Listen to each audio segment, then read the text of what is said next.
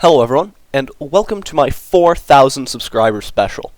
In this video, we will be doing Ravine with 4 different strategies, 3 of which are very good for an easy black border, and 1 of which is still pretty easy, but does require a bit of micro if you want to do that and are willing to have a little bit of fun when black bordering.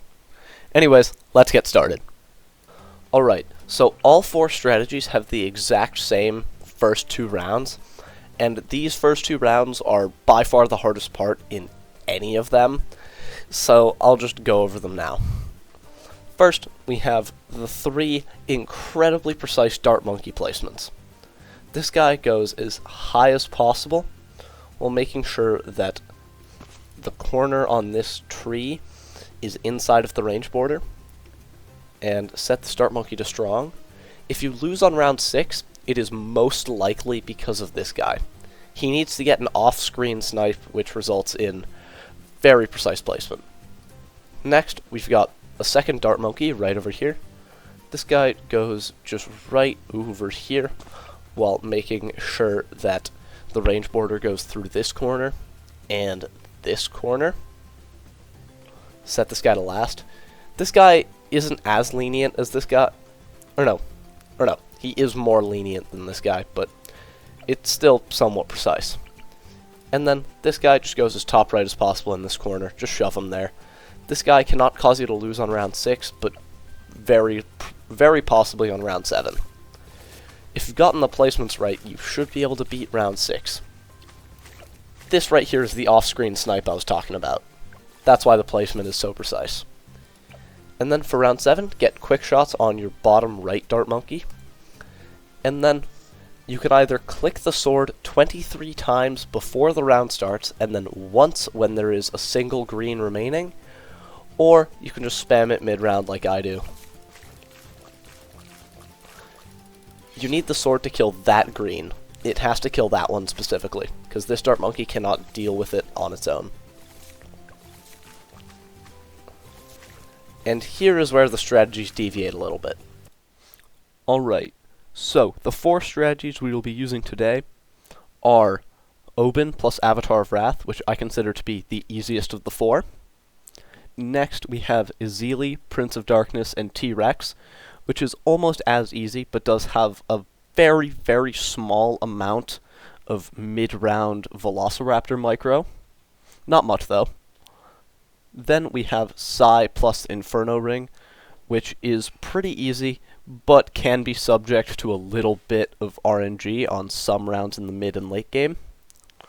And then we have the one I've been talking about that has a good bit of mortar micro in it, which is Striker, Blooncin, and Moab Eliminator. So, as I said, Obyn Avatar of Wrath is probably the easiest one. Then it probably goes Psi Inferno Ring and Ezili Prince of Darkness TD6, which are about the same. And then Striker Bloons iteration is the hardest, but in my opinion the most fun. First, we'll be doing Obyn Avatar of Wrath. Alright, so for this strategy, this dart monkey goes right over here just as right as possible, while making sure that the range border goes through this line in the bridge right here. Set this guy to strong. For round 9, get this dart monkey right over here, just as top left as possible in this corner, and set it to strong as well, once you have placed it.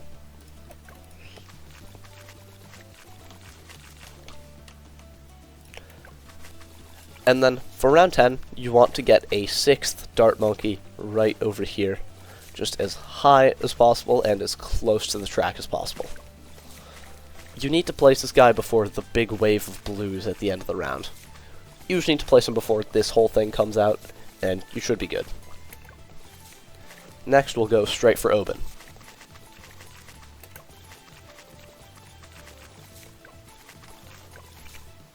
Obyn has to be placed in the middle of round 13, and you put him right over here as low as possible while making sure that the range border touches this corner right here. The inside of the range border should touch this corner. The reason we place him like this is so that we can fit a druid to his right.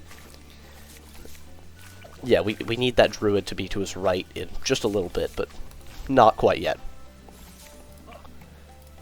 And then for 14, get quick shots on this dart monkey specifically, and you should be good. And then for 15, get a sniper right over here, and set this guy to strong, and then just brambles ASAP, just as quickly as you can. Brambles, and you should be good. I'm not even sure if this brambles is entirely needed, but it helps a lot. And now, let's just go for triple shot on this guy, because he helps a lot in the early game on this side.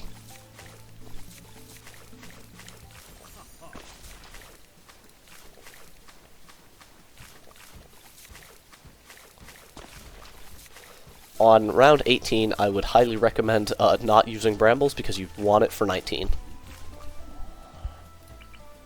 And on 19, place that druid that I talked about before. Just place him here. You do have to be able to fit this druid here. If you cannot place it here, just restart. That's the easiest solution. And then just brambles as soon as possible on 19. It doesn't really matter where these first few brambles go, but as long as they're there, you'll be fine. For 21, get Full Metal Jacket and use brambles off cooldown again.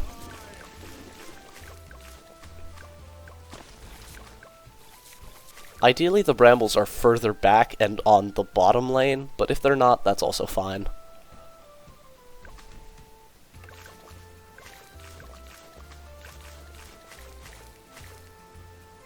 For 23, use more brambles. For 24, the cheapest solution here is just to get night vision goggles on your sniper, and he will deal with the camo pretty well.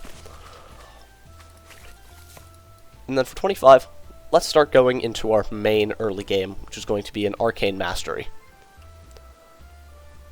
Get a wizard just right over here as left as possible, and upgrade it to Guided Magic and then Arcane Blast when you can.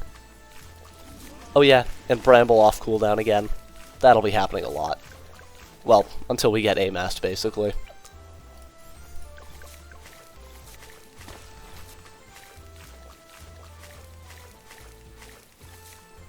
For 27, Brambles instantly, and then use another one when it comes off cooldown.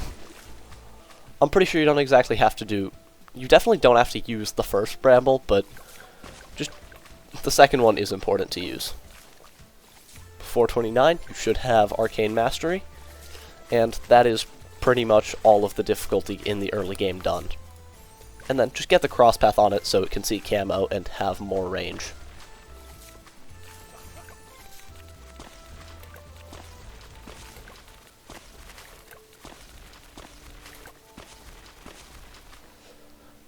Arcane Mastery still needs a bit of help on round 36, so just get a village right over here as bottom right as possible. Upgrade it to a 002 Monkey Commerce, Heart of Thunder on your Druid, and then get range on the Druid after the first wave. This is just to make it more consistent, but I'm not entirely sure if the range is needed. But you need it later anyway, so might as well just get it now.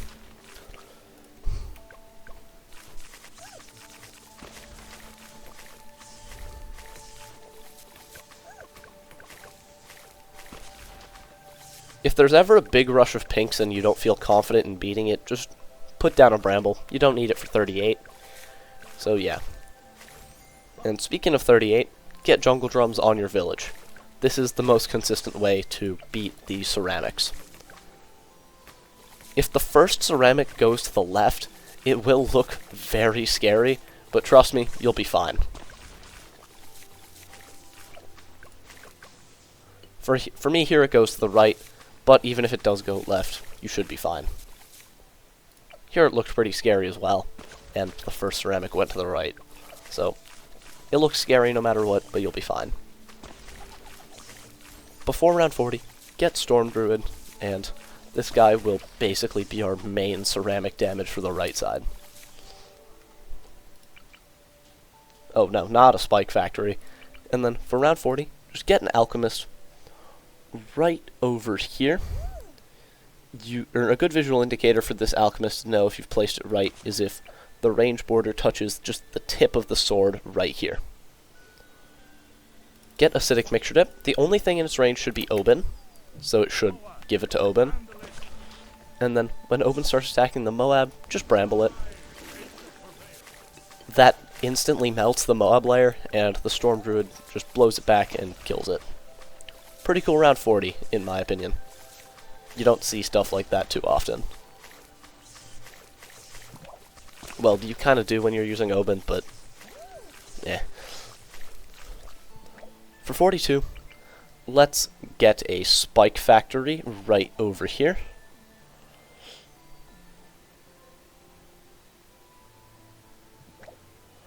A similar indicator for this guy is that, well, actually, you don't want him to be touching the sword. You kind of want him to, like, you want the range border to look kind of like this.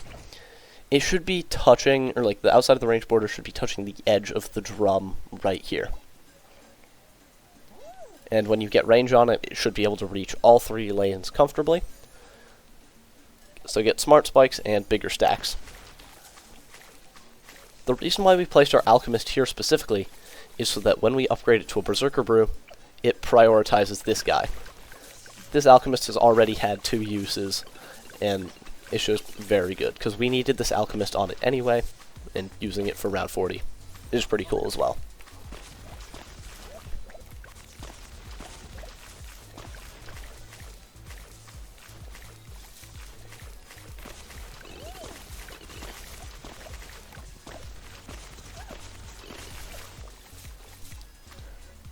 On 49, get Arcane Spike. This guy will be our main mid-game DPS, which is not a sentence you hear that often, but he works pretty well on this map, especially with Obyn, because Obyn's buffs help it a lot, and it also just has very good coverage of, like, all of the lanes. And then get Spiked Balls, and Alch buff your Arcane Spike, with a pretty standard 301 Alch.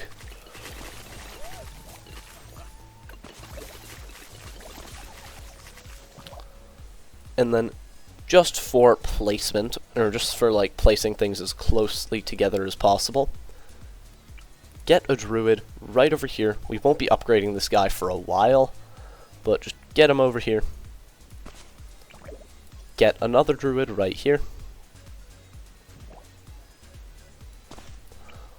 Another one right here. This guy should just barely be in village range.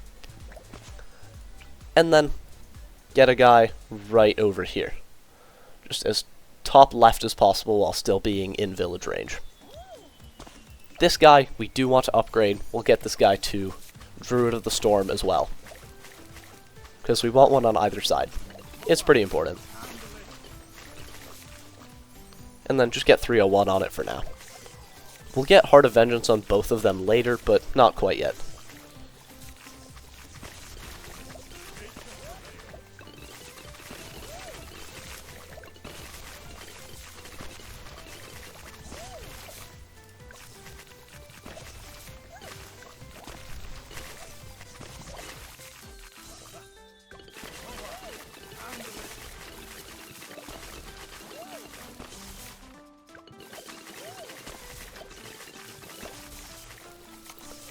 Alright, so round 60.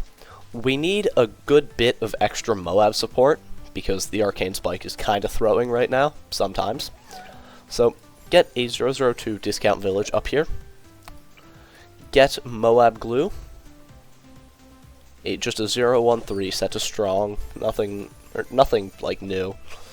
And then a 024 Moab Press, set to strong as well. And then jungle drums on this village, because if you don't, then the Moab Press will make it go, or will make the ZOMG go to the left, and that will instantly kill you. This is what we call preparing. But yeah, also use trees on 60. That's pretty important.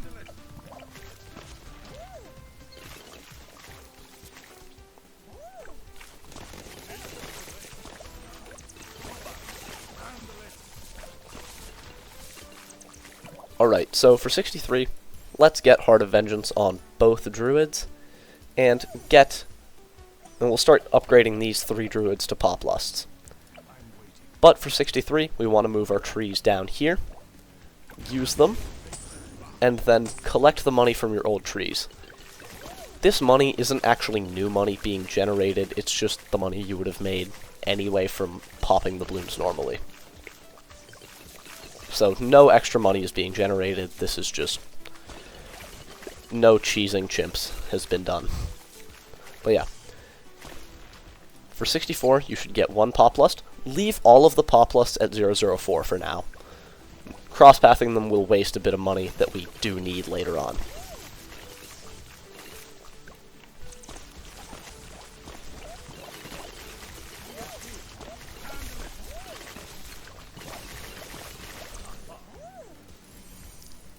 Third Pop Lust should be acquired on round 67. And then we'll get a druid right over here for a 4th Pop Lust. If you place this guy right, he should not steal the alk buff from the spiked balls.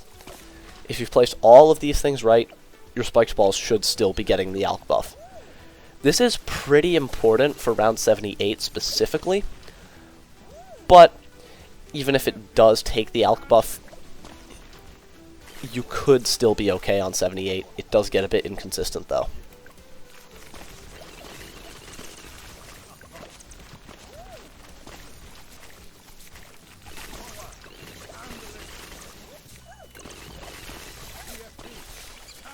And because everything that we buy now is because of round 78 specifically, I hate that round so much, get a 023 signal flare right here with its target set like right around here. This is just to decamo the second wave.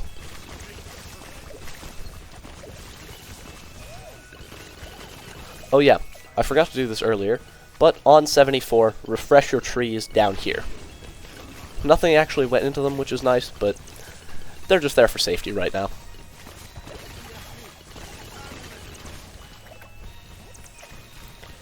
These trees are mostly here for 75, which they should just crush. Anything that even gets there will die.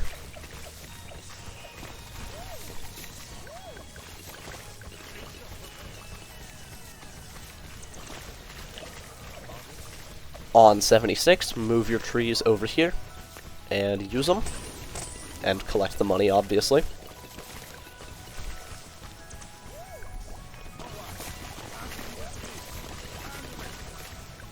Your trees will most definitely pop on 77, so collect them. And then, trees again. 78 here is easily the most inconsistent round. This first wave, too, can cause you to die sometimes if your alk buffs timings on usually the arcane spike are a bit off. But if your spiked balls is alk buffed, the chance of you losing is way, way lower. I couldn't find any way to prevent this without wasting at least 5k buying ball lightning, but yeah. And that's also why we bought 4 Pop Lusts. These are just for this druid to basically solo it.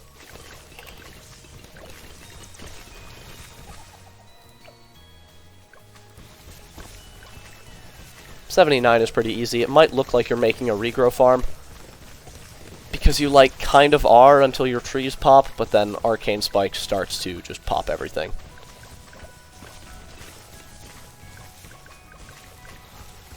I would 100% recommend not using trees here. They will kill you on round 80, because you need them up for round 80.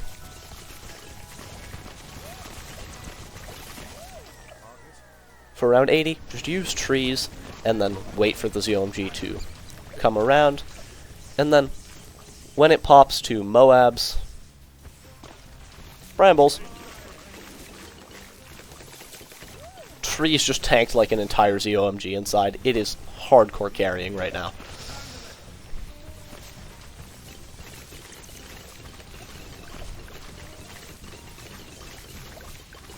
Round 81 should be no issue.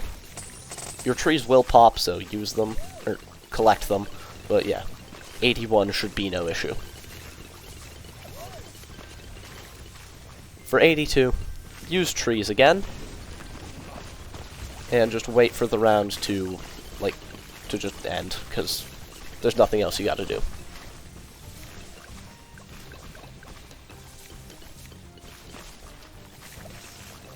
Your trees might tank a little bit. Well, they'll tank a lot, actually. But you should be fine. This is the closest it's ever looked for me. It's never seemed worse than that. I don't know. I don't even know exactly why that happened that time. 83 is easy, though.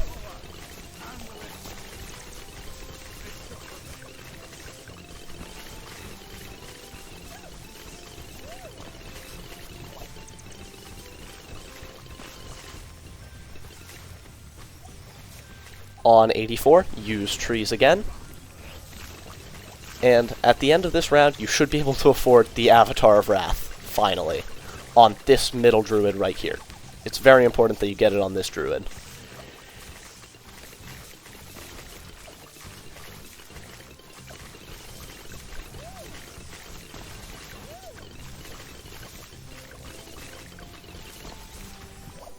Boom.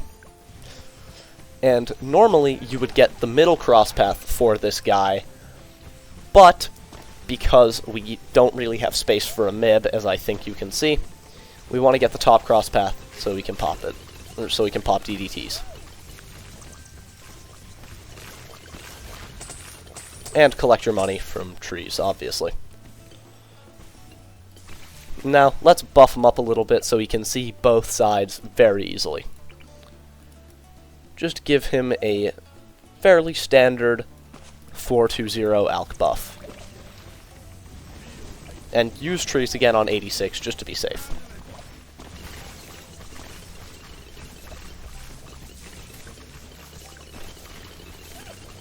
The Alchemist should priority the Avatar of Wrath. If it's not, that's kind of bad, but it should be, so don't worry about it too much.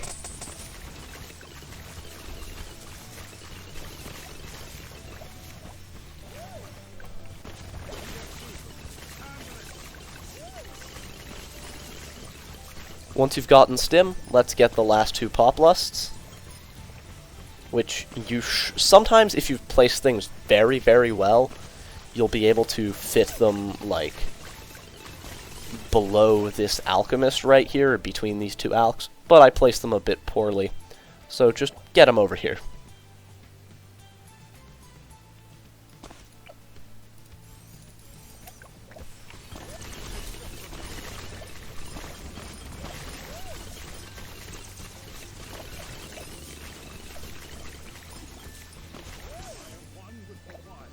Obyn should get level 20 trees right on round 90, which is perfect because that's when we need them. Retarget your signal flare right here, and just use trees. Trees are basically going to carry our DDT defense, because Avatar of Wrath is not known for being that good against DDTs.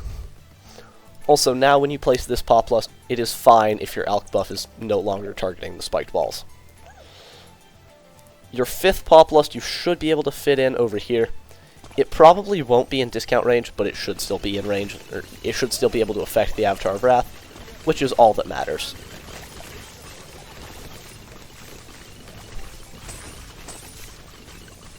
Five Pop Lust stacks, and now our Avatar of Wrath is, very, very strong. Refresh trees on 92, and you should be good.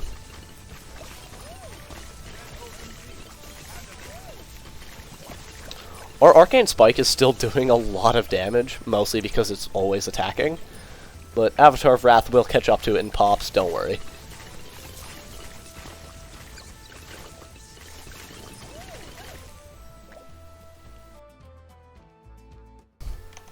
For 93, the easiest solution is just to get a second Moab press right over here. Well, this guy isn't specifically for this round, but he's for later rounds. And once you've gotten him, set both of your presses to close. You'll see why on 94 and 98. And then move your signal flare over here.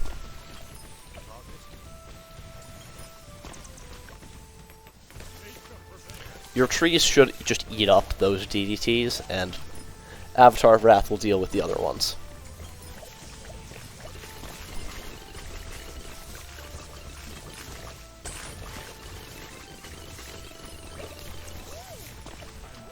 Alright, so for round 94, you'll see why we've set both of the presses to close, but refresh your trees at the beginning of the round. The reason why we did that is so that we can stall out the right side for a very long time, while the left side just gets killed.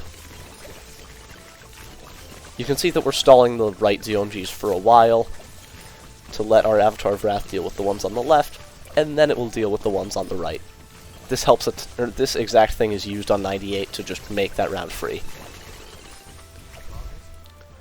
95 can tend to look pretty sketchy, so put your trees right over here on top of your village. Trees in this spot should barely clip the hitboxes of any DDT, so you'll be fine. So if a DDT even gets this far, it'll die. And then get glue splatter on your glue. That is pretty important. You'll see the DDTs are just barely surviving until then on the bottom side, and then they're just dying. Technically, this round could be subject to lightning RNG, because we got lightning on our Avatar of Wrath. But I've never encountered that on this round specifically. On 99, that can be more of an issue, though.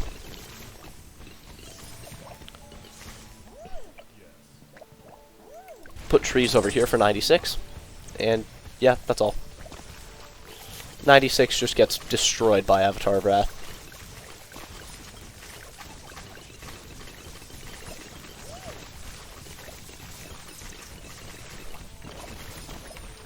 You see the press is stalling out those ZOMGs? That is super clutch.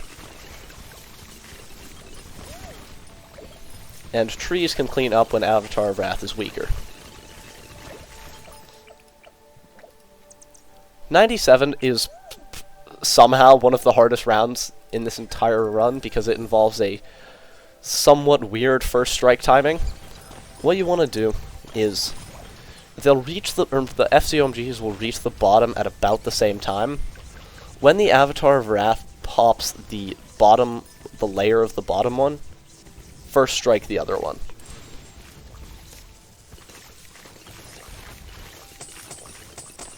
The reason we do that is so that it can so there's a lot of RBE on screen, so the Avatar of Wrath is very strong, kills it very quickly, and then we just kill the other one. It kind of makes sense. It's hard to explain, but it works. And then for 98, just refresh trees. Your presses should stall out the right side, because that is their only purpose, while Avatar of Wrath just wrecks the left.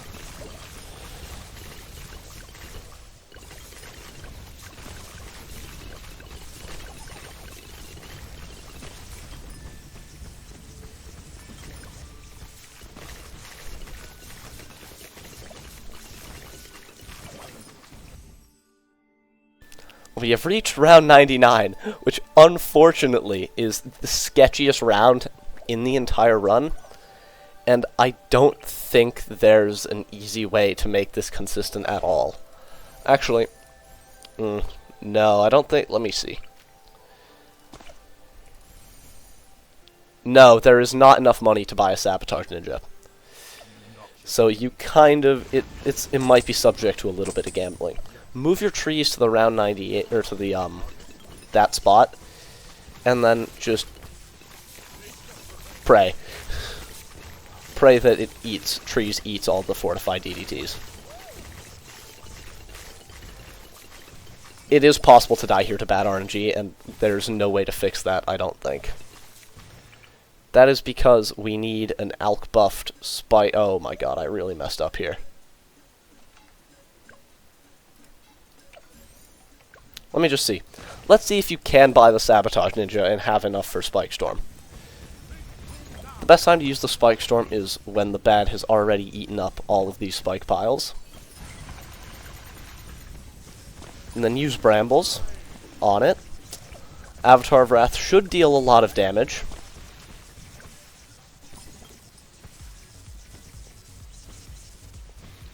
And then, right as the bad is about to exit, first strike. Oh, okay, so you can actually get a Sabotage Ninja and make 99 easy. Never mind. You don't need the Spike Sword to be alk buffed. But yeah, this is it for the Obyn Avatar of Wrath strat. I hope this helped. And pretty unique strat to see on this. Alright, so let's get started with the third strategy, which is Ezili, Prince of Darkness, and T-Rex. This is going to be a pretty cool strategy. First of all, we put this Dart Monkey just as right as possible, while making sure that the range border goes through this line in the bridge right here. And set him to strong. And then this guy goes as top left as possible in this corner, and set to strong as well.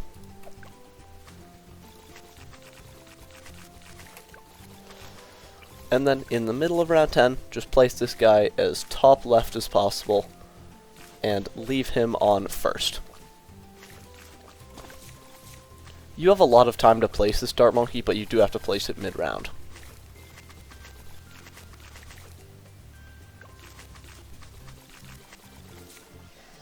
For round 12, get very quick shots on this Dart Monkey. And then for round 13, get a 7th Dart Monkey right over here.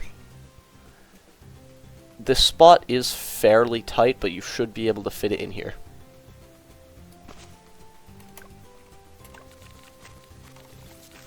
And then get very quick shots on this guy as well.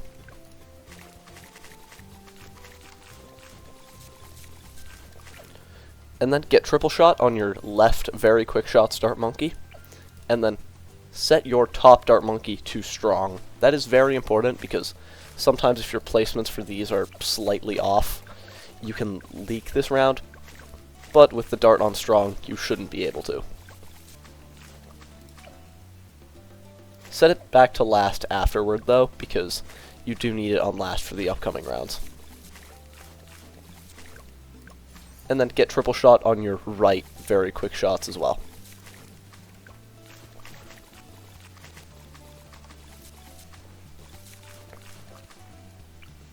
After round 18, get Ezili right over here as bottom right as possible in this corner, and set her to strong. It is very important that she is on strong for these next few rounds, but we will change her targeting in a few rounds.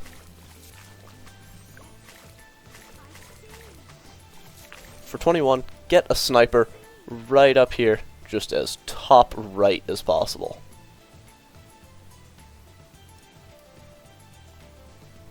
And set this guy to strong as you do for most snipers.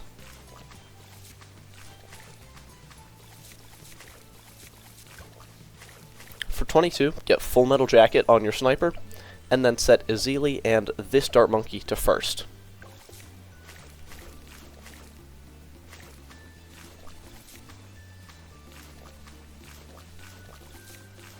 It'll look pretty close on the right side, but if your placements and targetings are right, you shouldn't lose. Set the sniper to last for 23 though, because we need it to target the right lane. Because this lane is still just a bit weaker for some reason.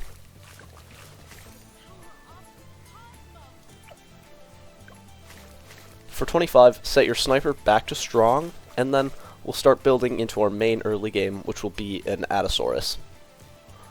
Get a Beast Handler right above your Dart Monkey over here on like the sword platform, or like the sword rock, and then get Microraptor. You should be able to place this guy right over here. Set him to last.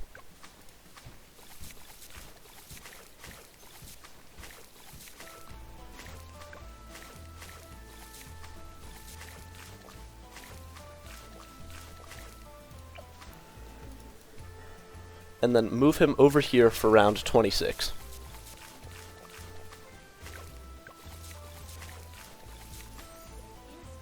For 27, get Adasaurus and move it to the same spot where it was on round 25. This guy will just chomp the round up completely, and he's not even at max power yet.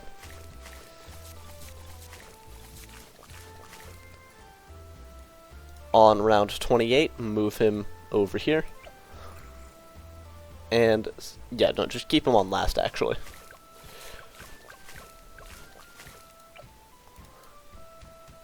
And then we're going to keep moving him back and forth for each round.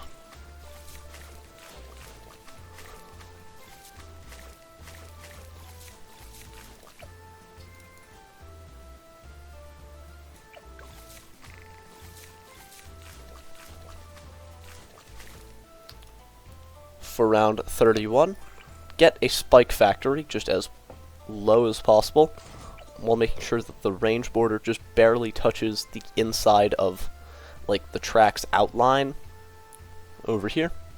And then get smart spikes and set it to smart.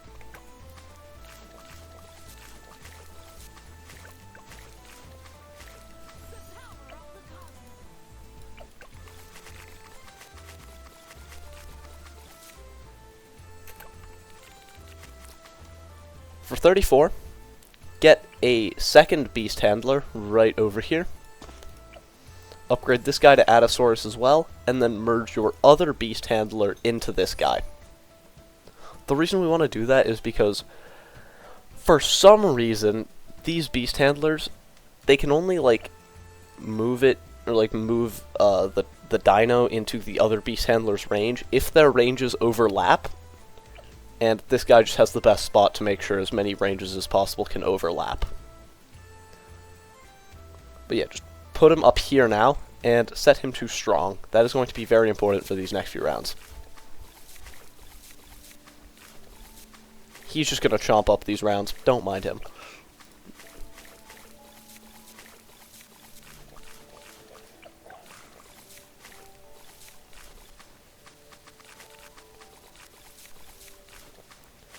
For 36, move him over here.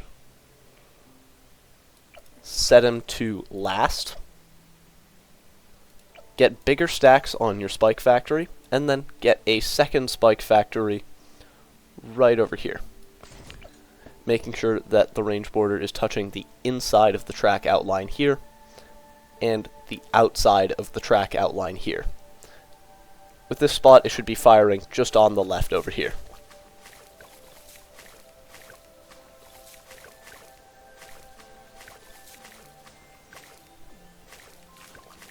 You might only have a few spikes left over after each wave, but that's normal. That's going to happen.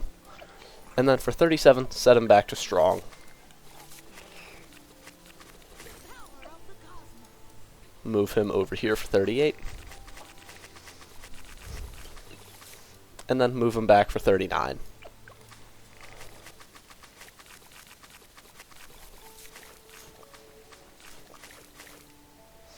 Alright, for round 40, we're going to upgrade this guy to Velociraptor. Yes, we're going to upgrade this guy to Velociraptor now, but you don't actually want to upgrade him when you can afford it. You only want to upgrade him now. Just so that, or because, yeah, Velociraptor makes the attack speed slower, and that can actually make it worse for the two previous rounds. Set him to first. Actually, no, you can just keep him on strong. That doesn't actually matter. And then right over here, just as top right as possible, get another beast handler. Give it Microraptor. Or actually, no. Get Adasaurus on it. Merge it into him. And their ranges should just barely be overlapping if you place them right. Which means you should be able to move the Velociraptor over here. But even though we have that intel, we need just one extra degree on it. So just get a Microraptor over here. And then right up here, get an ALK and upgrade it to AMD. This should 100% guaranteed go on your spike factory, because beast handlers can't take the ALK buffs. And unfortunately, there's a tiny bit of Velociraptor micro. After it stops attacking the Moab, move it down here.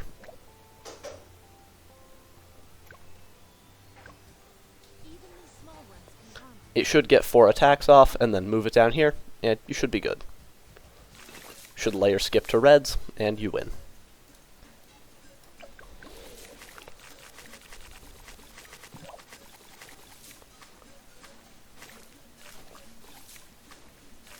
For 42, we're going to get 102 on our left's back, set it to smart, and then get night vision goggles on your sniper.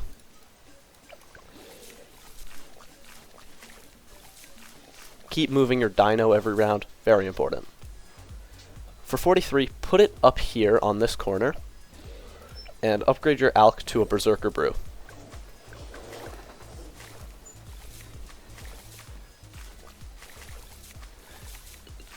He'll miss one ceramic every single time, and it should be on the bottom lane, but your Alk Spike Factory can take that.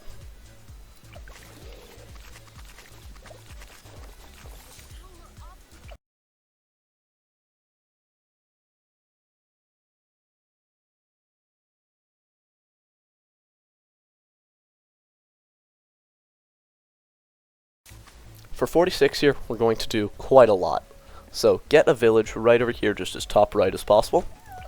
Upgrade it to a 002 Monkey Commerce. Get Velociraptor on your round 40 handler.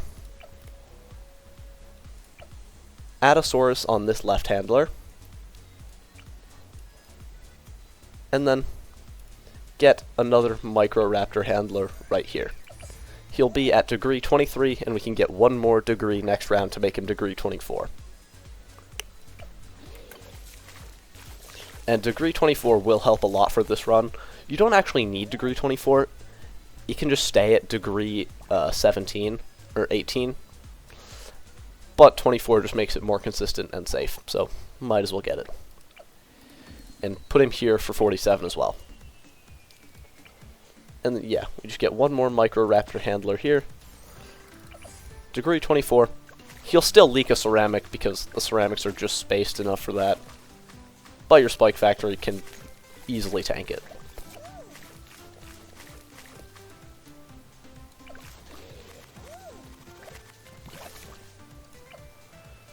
Get spiked balls on your right Spike Factory for 49.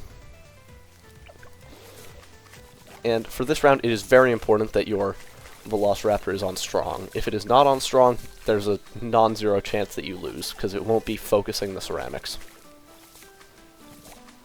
This guy is actually really good on this map. He just works. And you don't even have to micro him that much, but we will in like, we'll micro him on like 3 different rounds. It's not much though. Get spiked balls on your left Spike Factory on 50, and then give it a 300 Alk buff as well. We're going to start the round with our Velociraptor down here. He should just chomp the insides, and then move him back up for the ceramics and the second Moab.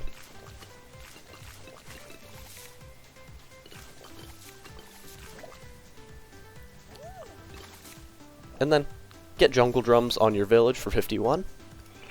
And then as bottom left as possible here in this corner, because for some reason you can place towers here.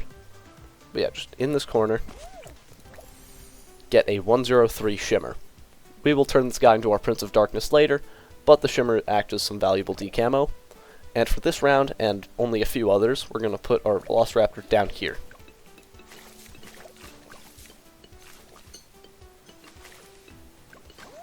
If you've placed everything right, I don't think there can be much RNG here, but smart spikes can do some very stupid things sometimes, so you never really know. And then for 52, we're going to start out the round with our Velociraptor over here, and then we're going to move it to whichever side the first Moab splits. In most cases, it will go to the left, so just when it does, put it down here and leave it there. But sometimes it'll go on the right, which is kind of weird. But yeah, you'll want to catch those insides. If the first one goes left, the second one will most definitely go left as well, though. Put it over here for 53, and then get Necromancer. And now we just have a few more things to buy, and then we can start our fairly long save up to Prince of Darkness.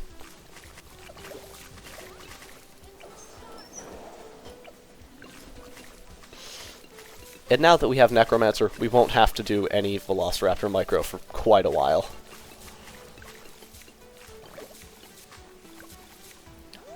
Get Stronger Stimulant on your Alchemist here. And then Perishing Potions as well. It should be firing on the Necromancer and the spiked balls. Because there are no other towers in range for it to buff, so it should only be buffing those two.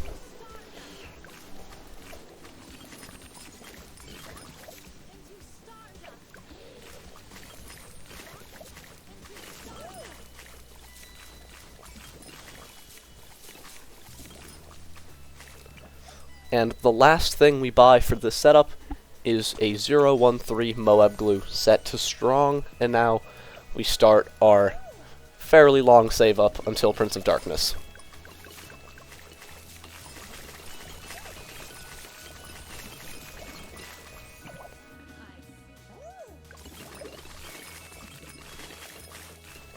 On round 60, just hex the BFB.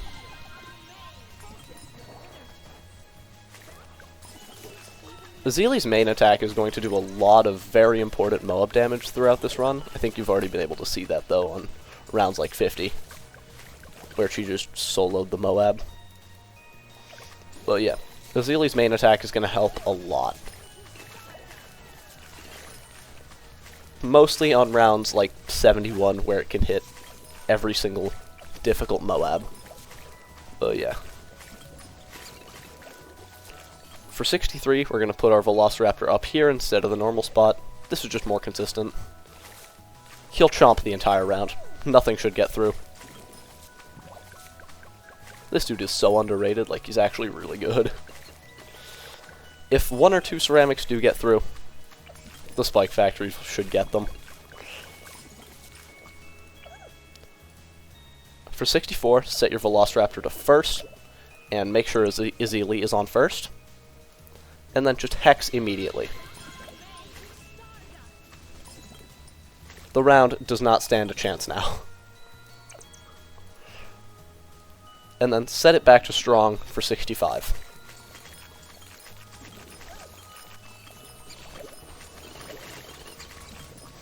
And then hex the BFBs once the Moabs are dead.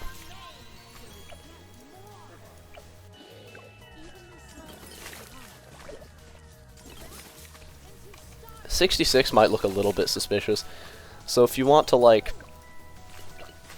move your raptor around, I guess you can. Shouldn't be needed, though.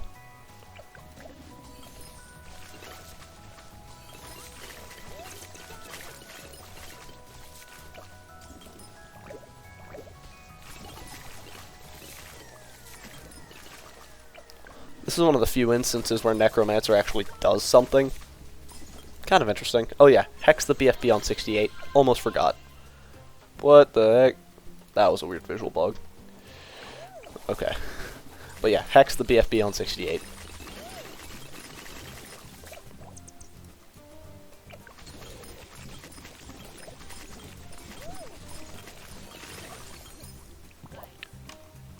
For 71, move your raptor down here, between the Beast Handler and the Spike Factory, and set it to first. 71 will see Ezili's very high main attack damage help a lot. It's just going to clear the Moab layer, and Velociraptor shall chomp the insides. Like, what is that? And then, for 72, move your raptor down here, and wait for both BFBs to be on screen, and then hex.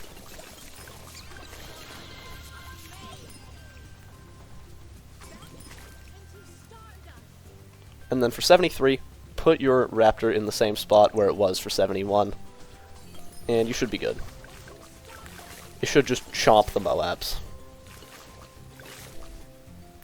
And then hex off cooldown. You'll probably only have it up for one BFB, but that's fine.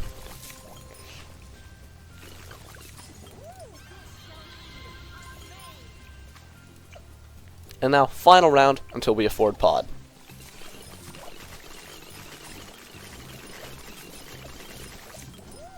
If you want to hex this BFB, go for it, but you shouldn't have to. Get Prince of Darkness right now. From here, the run is very easy. Prince will be our main cleanup while we upgrade this guy to T-Rex and get him to max power as some very needed DPS. You should also probably hex on 75 because your Prince's graveyard will be completely empty. You can still move your Velociraptor around for these next few rounds, but it shouldn't be needed because now we have Pod.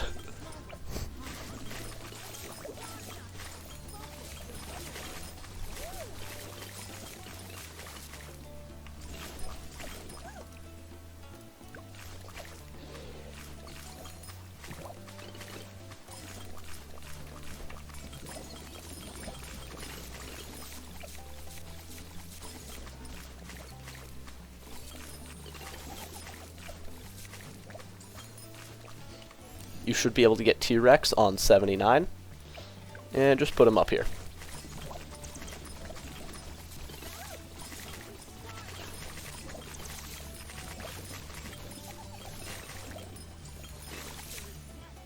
For round 80, just hex the ZOMG. That's the easiest solution by far. And then for 81, upgrade all of your beast handlers to at least, or no, not to at least, just all of them up to tier 3.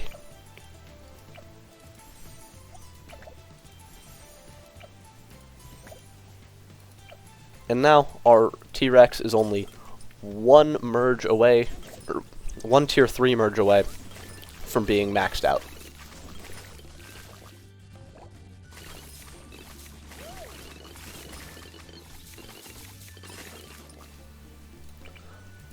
On 82, get a village right over here, and upgrade it to a 202.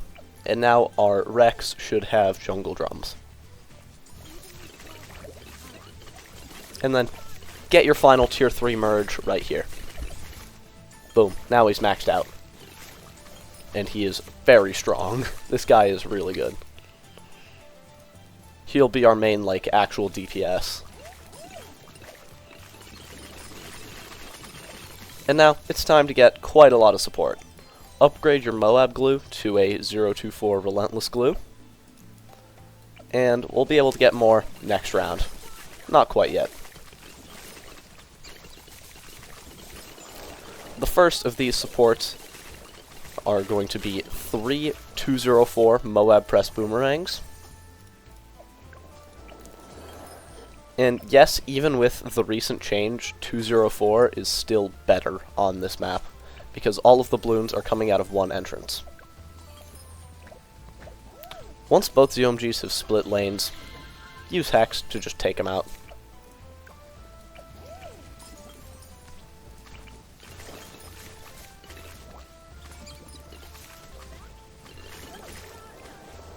And now, just because some ceramics will still be hitting our spike pile, and if too many hit it, it will break, let's get a 302 Storm Druid right over here. It should still be in discount range if you've placed your village right. All the way back on round 46, I think it was. Once all 4 ZOMGs have split, just hex them. They will get chomped.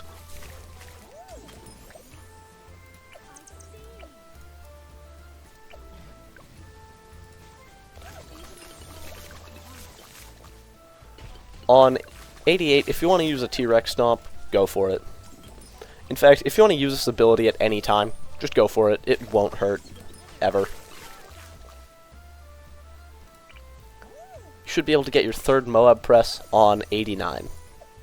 Try to put them in the same spots I do, because these are the best spots for them that we have available.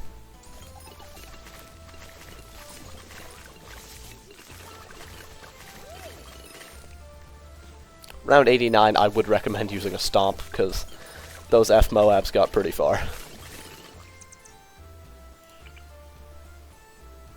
And now, the final tower for quite a long time, well, actually just a few rounds, but a 030 Cleansing Foam Engineer targeted right up there.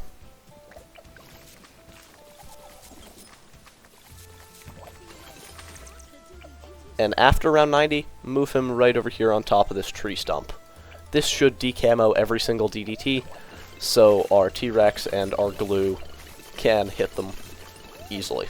Well, not easily, but like at all.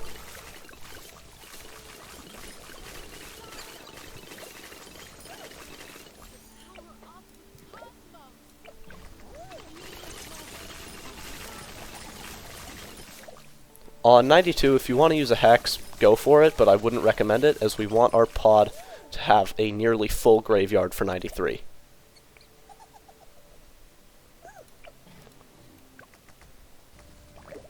And here, you can stomp if you'd like. Just bonk.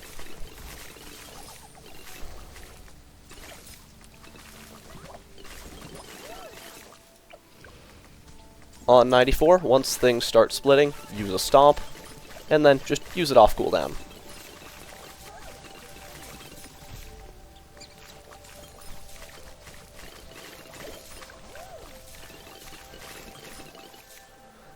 You might be wondering what we were saving up for. Overclock. This overclock is going to go on our T-Rex as it will have 100% uptime.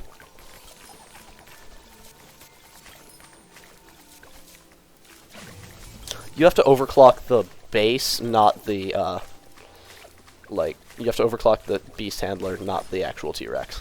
Which is kind of weird, but I guess it makes sense. You can also stomp here on 95 if you'd like. I would also recommend setting your T-Rex to strong for this round. I forgot about that. Because you want it to be targeting the DDTs. But then on 96, set it back to first.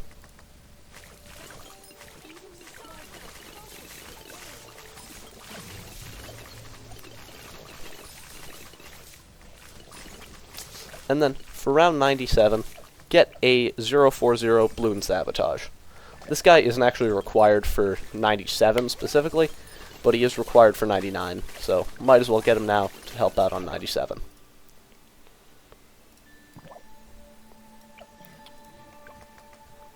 Sabotage when your T-Rex is attacking, and when one of the fortified ZOMGs enters pod's range, you want to use Hex.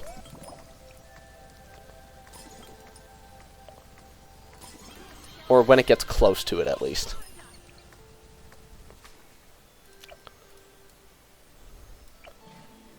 For 98, make sure your T-Rex is overclocked to start the round. And after a few seconds, stomp, and then just keep stomping off cooldown.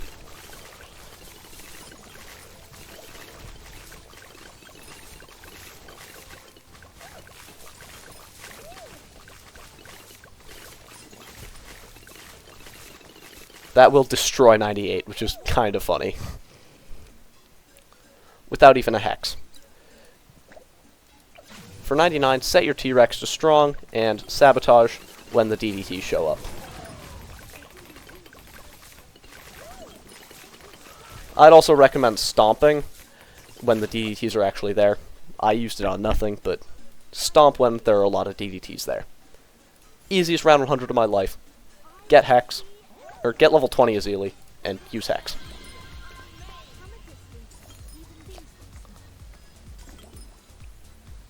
And boom! With that, you should have a Ravine black border with a really cool strategy of Ezili, PoD, and T-Rex. I hope this strategy, or I hope this guide helps you out in some way. Have a nice rest of your day, and goodbye. Alright. So, this is the Psi plus Inferno ring strategy, and we're going to get started with a Dart Monkey right over here, just as right as possible, while making sure that the range border goes through this line in the bridge right here. And set this Dart Monkey to strong. That is very important. And also, this is the only one of the strategies where I did the voiceover after recording, because I forgot to record my microphone. Fun. Anyway, for round 9, just put this Dart Monkey as top left as possible into that corner, and set him to strong. And then, for round 10, get this Dart Monkey just as top left as possible, next to the track and below your other Dart Monkey. Just shove him into that corner, and we're going to leave this guy on first.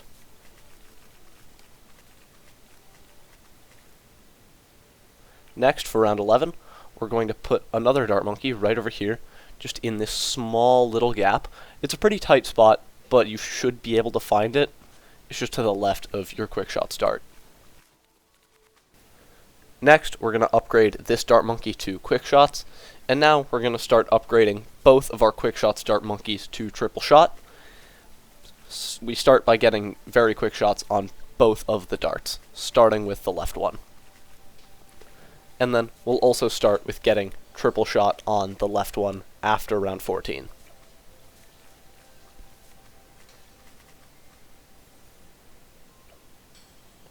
And then for round 15, set your top dart monkey to strong. That is very important in preventing some RNG. Sometimes a pink would slip by and your triple shot wouldn't attack fast enough to get it, but now it will. And then set it back to last for 16, very important, and then just get triple shot on your bottom very quick shots as soon as you can. And now we'll just go straight for Psi.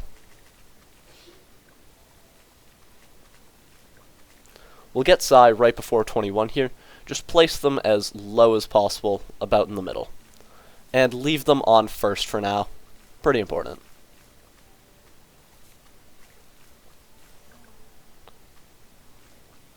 I would take 22 slowly, personally, because I think there's a little bit of RNG this round, depending on your placements. I'm not entirely sure, though. And then for 23, get a Beast Handler right over here, just as middle as possible, while making sure that the range border, it like cannot see into the part where the balloons have not split. You only want it to see where the balloons have split. So get Microraptor, and then just plop it down over there, and you should be good. But set Psi to strong as well. That will also help this round.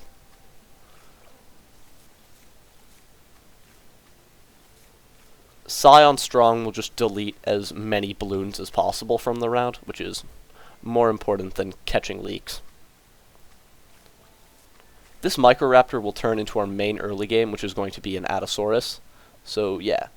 And then switch Psi back to first for 25, and then get a second Beast Handler over here, get it to Microraptor as well, and just put it right here below your other top dart monkey. These two Microraptors will work together until we can actually afford Atosaurus, which we'll get on round 27. But for 26, move both of your Microraptor, well, move that Microraptor over there, and this Microraptor on this bend. And then I would also recommend using Psi's Stun on the zebras, more specifically when the second zebra pops into pinks. That one can be somewhat problematic to deal with for your triple shot. And then get Atosaurus on your right Beast Handler on 27, and then merge your other Beast Handler into it. And then just move it there and set it to last. That will just make sure that it completely chomps up the entire round. And then for 28, just move it over here to the start of this track, and it will chomp up the leads. Move it back over for 29, and upgrade your left handler to Atosaurus, giving it max power. Max power Atosaurus is really, really good as an early game on this map. It only really struggles to one round, which is very surprising. And now for 31, move it back over here and set it to strong. We're going to be alternating between these two spots for a very long time, basically until we have Ring of Fire. And then for 33, get yourself a Spike Factory right over here, just as low as possible. Just put it as low as possible, while making sure that the range border of the Spike Factory touches the inside edge of like the track outline over there. And then upgrade it to Smart Spikes and set it to Smart. I'm pretty sure you don't actually need to buy the Spike Factory yet. Psi can just solo the camos. But it's just easier, because that requires Micro, I'm pretty sure.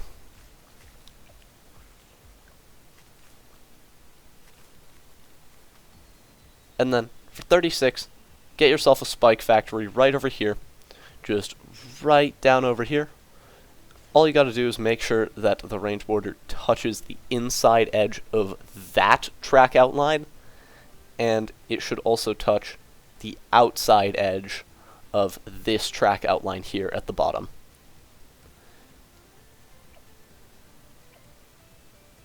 And then put your Atosaurus up here like usual, but set it to last this time, and stun the first wave.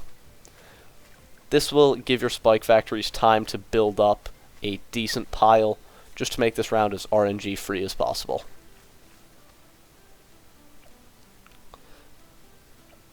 37, set it back to strong, and that's all we have to do for the rest of the early game, except moving it around, of course.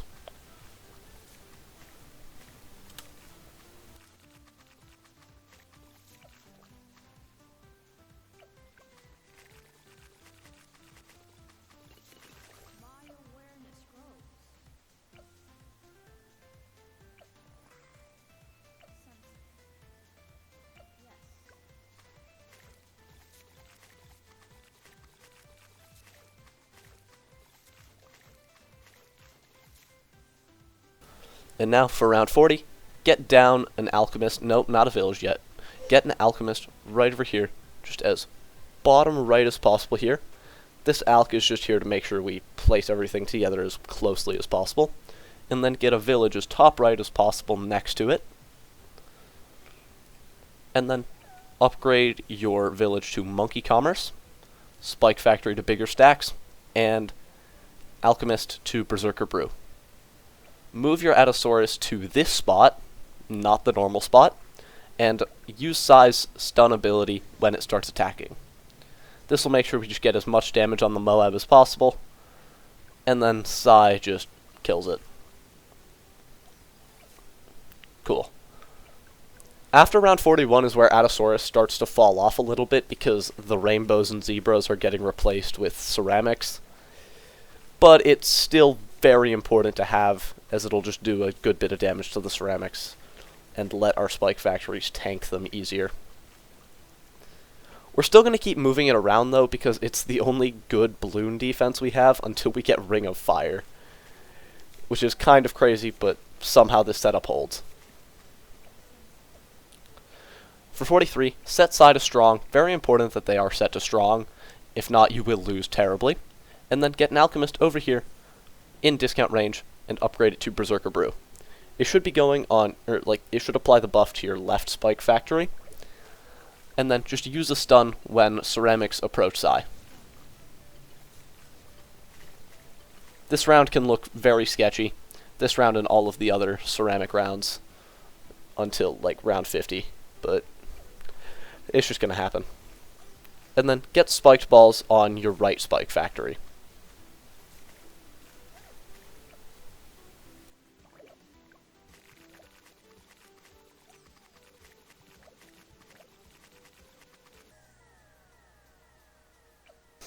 Alright, for 46, upgrade your spike factory to spiked balls. Your left one, that is, because your right one already is spiked balls. But yeah, 46 should get taken care of, no problem, by your spike factory. And then for 47, get a beast handler just as right as possible while still being in discount range. And upgrade this guy to a 002 horned owl. And put the grab point right there. And then also just stun the second ceramic, and you should be good. Or the second ceramic that goes on the left bridge, that is.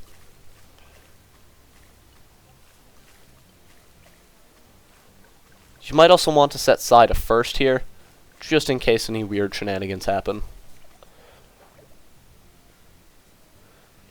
And now for 48, move your owl's grab point to right there. That's the point we're going to alternate between for a lot of things until we get Condor and Intel for our Condor.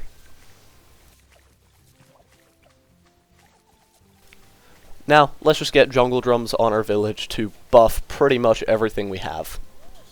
It's just a worthwhile upgrade. And then, for 49, get Golden Eagle on your Owl Beast Handler. And move the point to there.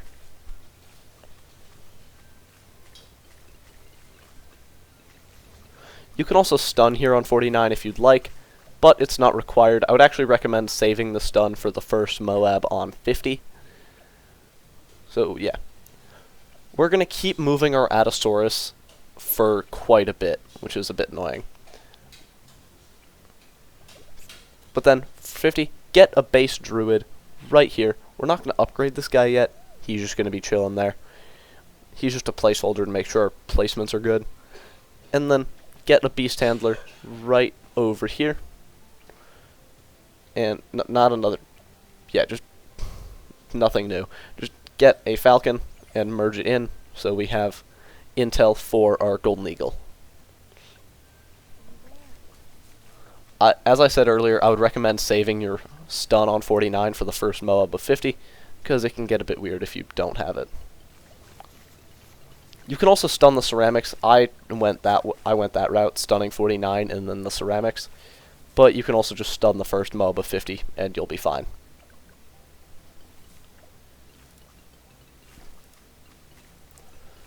.51 shouldn't be a problem at all.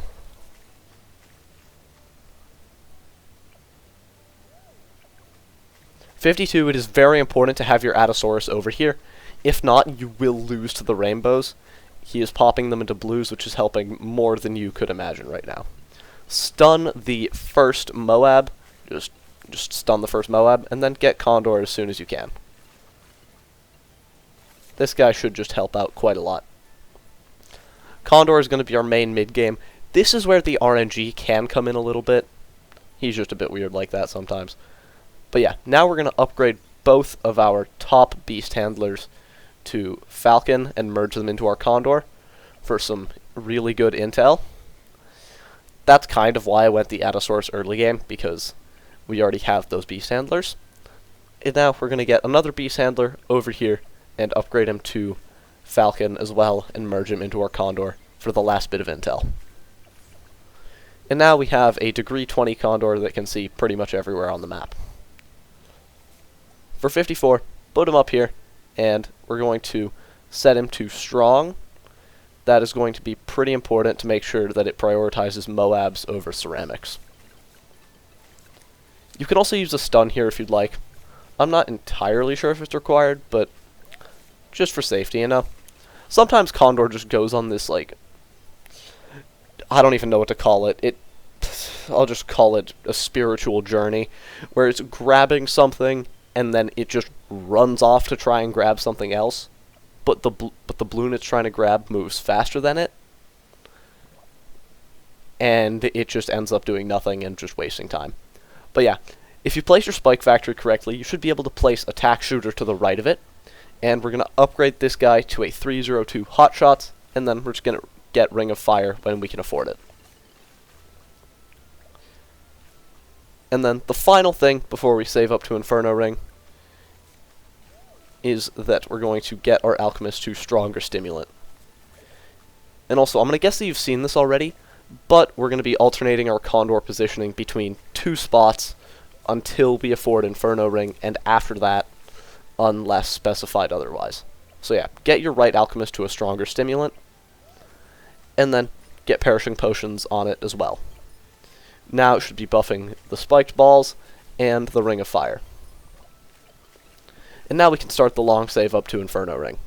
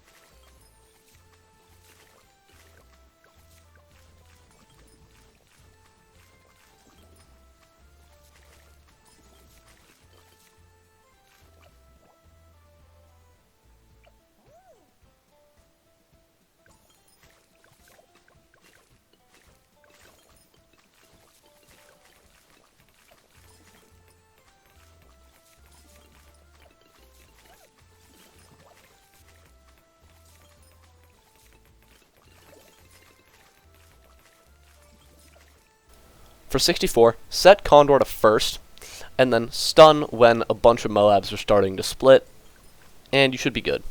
You shouldn't have to use a Scream, because Ring of Fire should just clean up everything.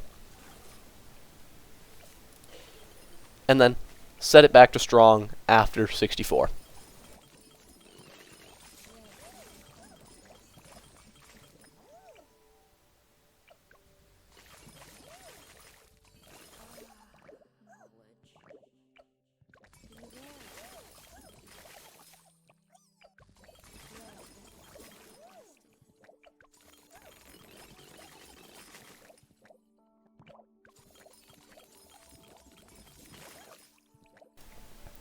For round 71, you don't actually want to put it up there. You don't want to put it in the normal spot. You actually want to put it down here right above your ring of fire.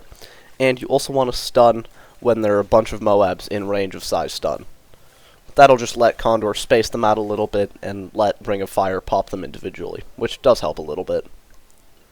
As you'll probably see here on round 72, any round with BFBs can take a while. Oh yeah, I'd also recommend setting it to first. Any round with BFBs can take a very long time because Condor kills them incredibly slowly. And we actually want it to do this.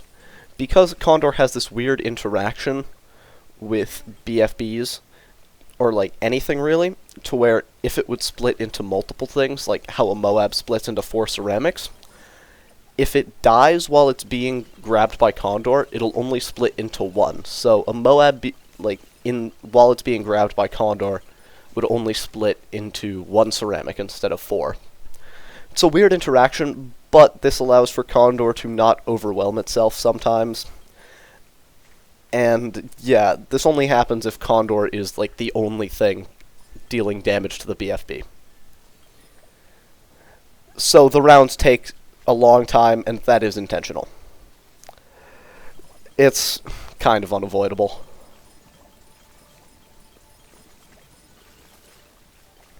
For round 76, all you gotta do, just scream when the entire round is on screen, and then you can also stun as well, just to give Condor time to grab everything.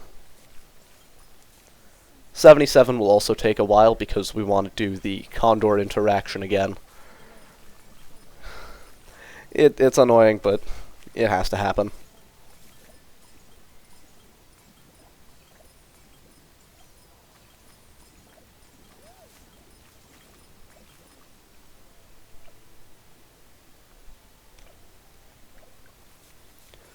'78, scream and stun the first wave.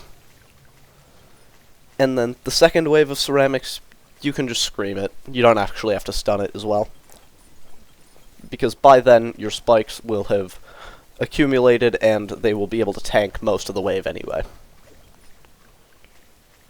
But screaming there is just for safety. For 79, put it in the same put Condor in the same spot as round 71. And we're going to move Atosaurus over to its normal spot for odd rounds. The reason we're doing this is because Atosaurus will actually help a little bit with this setup. It just helps a little bit to take a little bit of pressure off of Ring of Fire, and it'll make Condor go on significantly less spiritual journeys as it does sometimes, as you saw in round 72, where it's just holding something, and then it runs around with it for a while, not grabbing anything. Yeah, this just prevents that.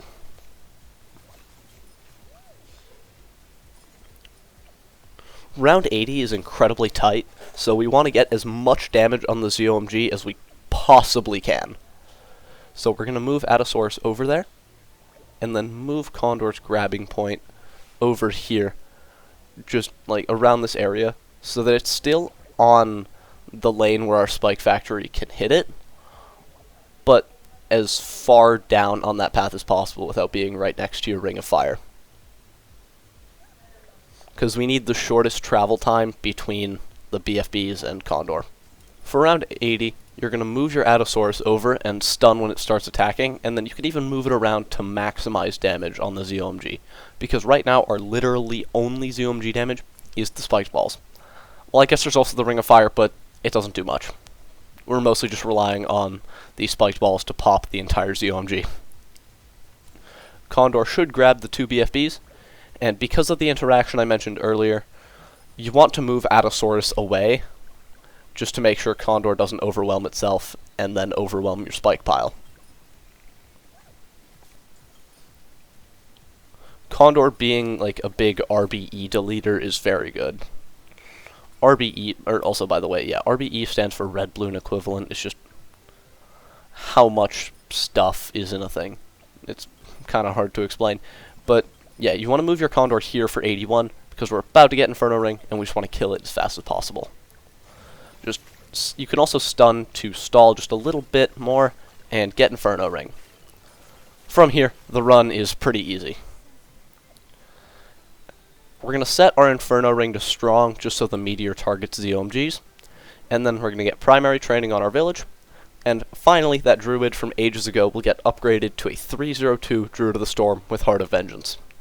This guy will hold off any ceramics that go on the left side to give Psi time to pop them, or just like, I don't know, it'll do some other stuff too. It mostly just stalls ceramics and prevents them from leaking, which is nice.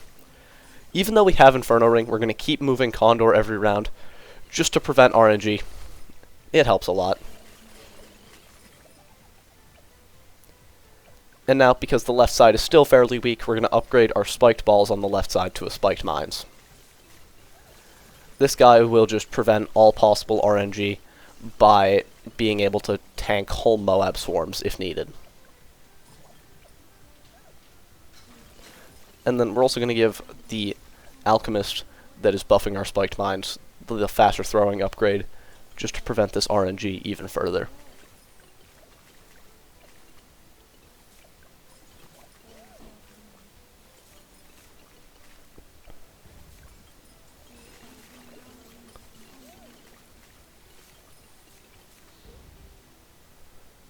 And now, let's just get a bit more support for our Inferno Ring. So up here, get a 002 Monkey Commerce Village, and then a 013 Moab Glue set to strong, and then a 204 Moab Press set to strong. We'll get two more of these later, but not quite yet. And also, some of you might be asking right now, Dorio, isn't 024 always better now with the recent change? No, that's actually a lie.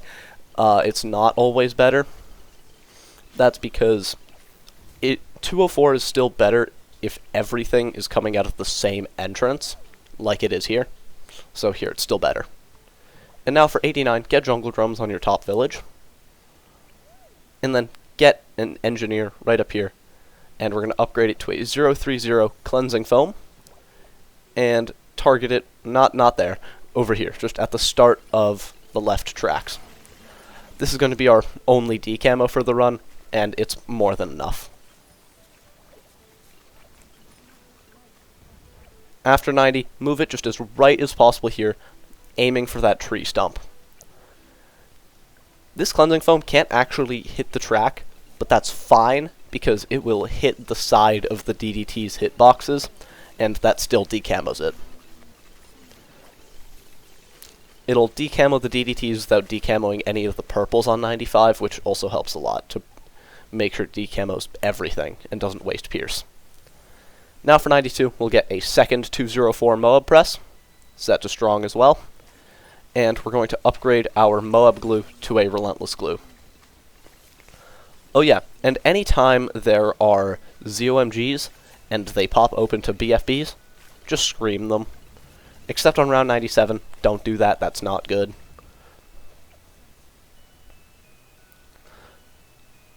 The left side is the side we're going to have to worry most about, just because it is objectively weaker, because it doesn't have the Inferno Ring's main attack. So yeah. On 93 here, you'll see that the Cleansing Foam can still decamo all of the DDTs, and they can get glued. Pretty neat trick with the Cleansing Foam. Now for 94, when any Moabs get about halfway down the bridge, there's like any Moabs start to go down the left bridge a lot, like a big group of Moabs, not just one or two, start heading down the left bridge, stun them just to stall a little bit, and then once all the ZOMGs pop, or most of them pop, or things start to hit your left spike pile, just scream to clear up the round. Your spike pile can tank a lot, and Condor will be grabbing things, but it's just good to scream to make sure that everything dies. Like, I should have used that scream way earlier, And then for 95, we're going to get a 040 Bloon Sabotage, because Inferno Ring struggles to DDTs. Like, it is not good.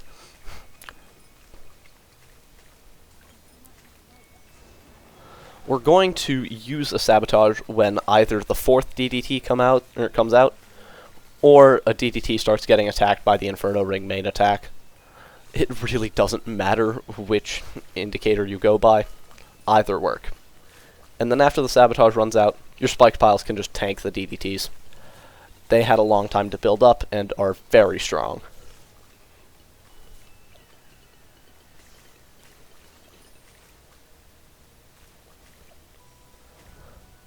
And now for 96, we're going to get a third 204 MOAB press, set to strong as well.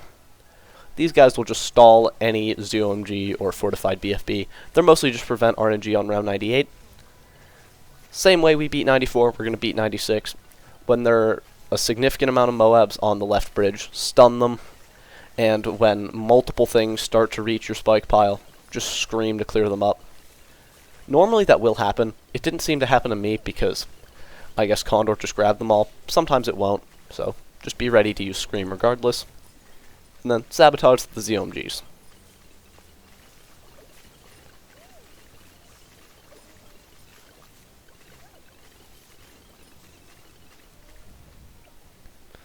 '97 should get taken out very easily. Like, there's nothing to do here, which is kind of funny.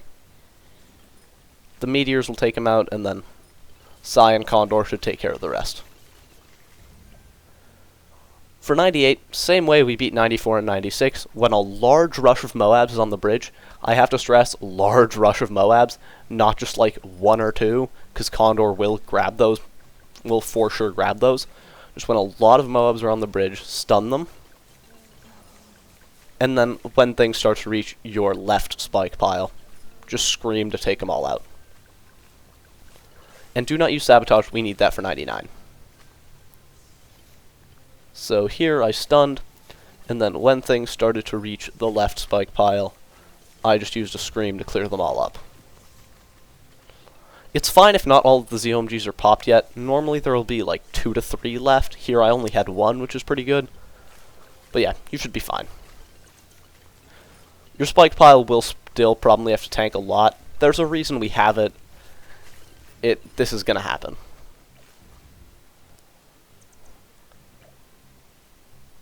And then, for 99, just sabotage when the DDTs show up.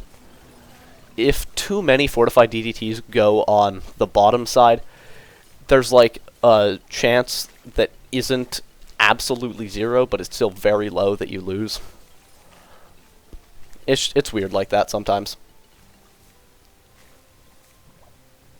And then, for round 100, we're going to get a first strike right here.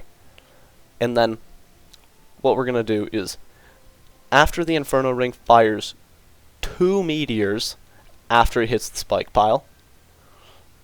Well, no, I'll get to that later, actually. But yeah, move Condor down here. Pretty important. And then, once your Inferno Ring fires 2 meteors after the bad hits the spike pile, first strike, and then sabotage off cooldown.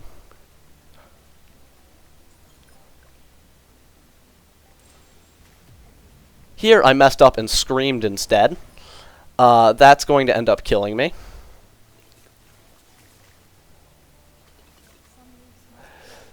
Yeah, that was a dumb attempt. If you scream, you need to scream. You have to save your scream. You can't just do that. That's kind of dumb. My bad.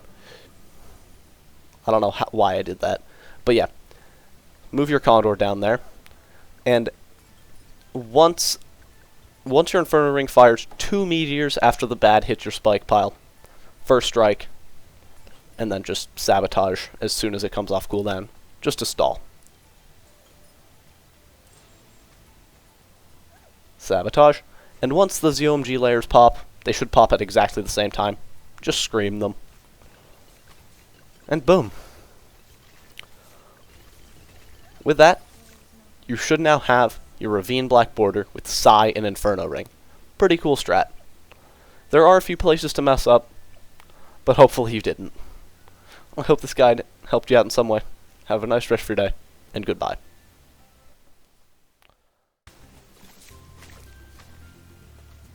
Alright, so this is the fourth strategy, which is Striker and Blooncineration. This one isn't the easiest black border strategy, definitely not. It includes a lot of mortar micro. But if you can do mortar micro and you feel confident and you just want to have a little bit of fun while still getting your Ravine black border in a fairly easy way, I would recommend this strategy. First, we have a dart monkey right over here, just as top left as possible in this corner. And then for round 9, get a dart monkey right over here, just as top left as possible. And set this guy to strong. Very important that he is set to strong for some round in the future. I don't remember which one it's important, but it is important. And then get very quick shots on this dart monkey in the middle of round 10. Just get it before the big wave of blues at the end of the round. You have a lot of time to buy this upgrade. And then in the middle of round 12, before the yellows show up, get triple shot.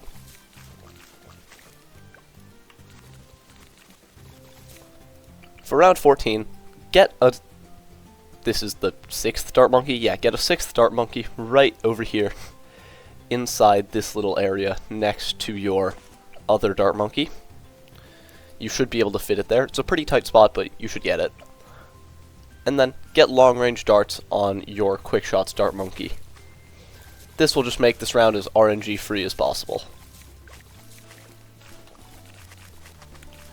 And then on round 15, get a sniper just as top right as possible over here, and set the sniper to strong. Very important that he is on strong for this round. And now we're going to upgrade this guy all the way to crossbow, so get enhanced eyesight, and then in the middle of round 18, get crossbow the instant you can afford it.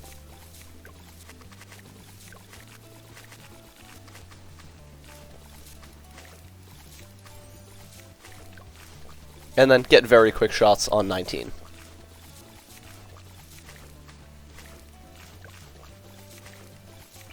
For round 21, get full metal jacket on your sniper. And you might be asking, why are we delaying Striker so much? His leveling isn't super important because we'll get level 20 at about the same time anyway. And he does pretty much nothing early game, which is unfortunate. And then for 23, set your sniper to last, and then get a wizard right over here. Just in the trees right over here. We're going to turn this guy into an arcane mastery later, but the base wizard just helps for 23. The reason we're setting our sniper to last is so that it prioritizes, or so that it mostly targets the right lane, because this lane is still somehow weaker. And that was my Discord, not yours. Let me go fix that. Alright, that shouldn't happen again. Sorry. Round 24 will get taken care of by your crossbow, and then on 25 we can get Striker right over here. Just place him as high as possible while making sure that the range border touches the inside of the track border right here. Like that little light brown outline on the edge of the track, it should touch the inside edge of that. Keep your sniper on last for 25. Still pretty important because this lane is still somehow weaker.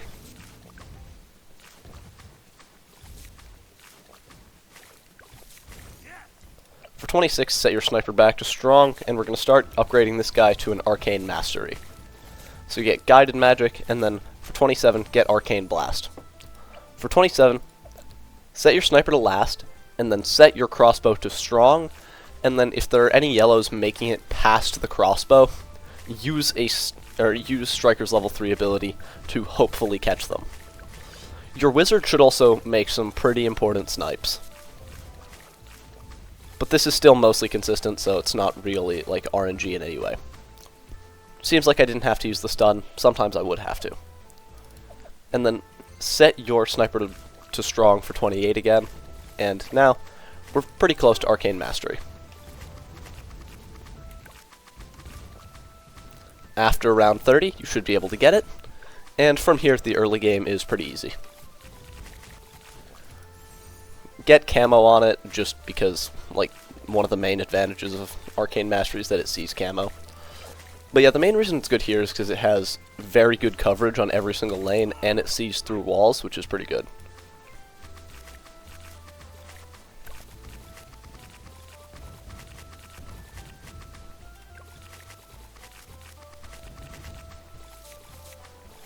Alright, round 36 is pretty easy.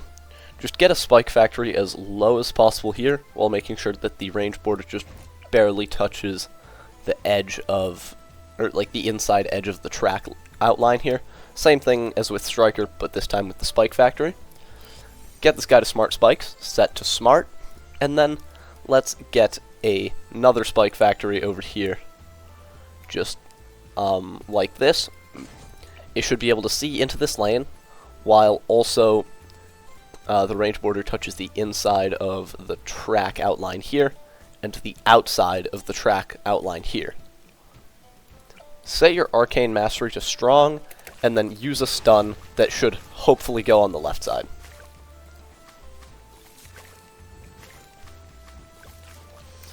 I'm not entirely sure if there is any RNG on this round, but if you want to use a second stun on the second wave, go for it. Or, no, the third wave, go for it. For 37, set your Arcane Mastery back to first, and then get a mortar over here. Just place him down here, kind of like a bit to the right of your spike factory. You should still be in Striker's range, though. Set him up here, and then get faster reload as soon as you can afford it. This guy won't be our Bloon incineration, but he'll be our main mid-game, which is the artillery battery, which is why we have to do so much micro in the mid-game.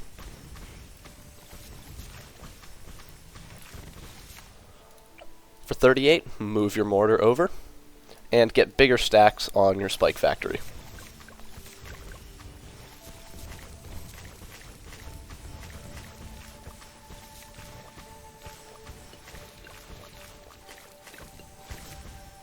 And then move it down here for 39.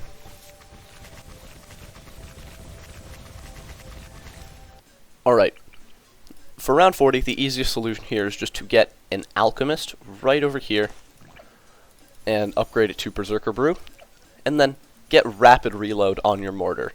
That is just the easiest way to beat this round, and set your mortar down here. Only one of the buffs will probably go on the Spike Factory. You need the Berserker Brew on it, but the AMD not required.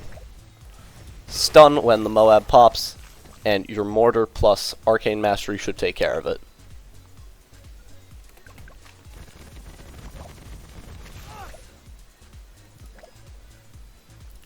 For 42, let's get a 002 discount village right over here. It might not be in range of your right spike factory yet, but it doesn't have to be. And then just get smart spikes on your left spac and set it to smart. On 43, get bigger stacks, and then just stun any one of the ceramics. It really doesn't matter.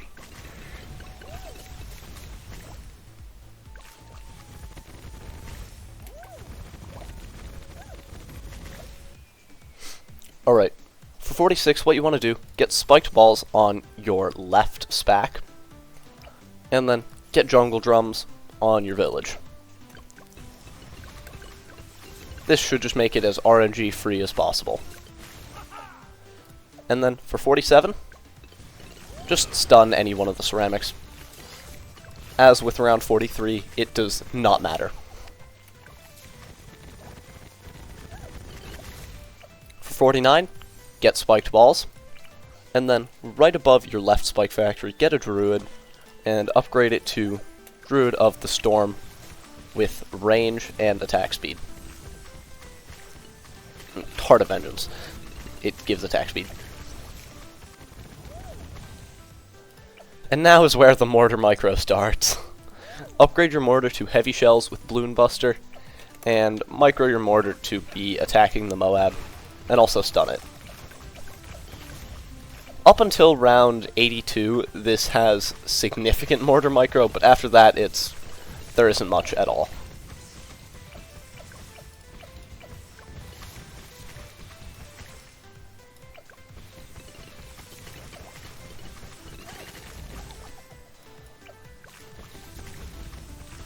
in the middle of round 52, get artillery battery, and yeah, from here the mid game isn't too bad. Something you should now do is alk buff your left spiked balls. Just put it right up here. This should priority buff the spike factory.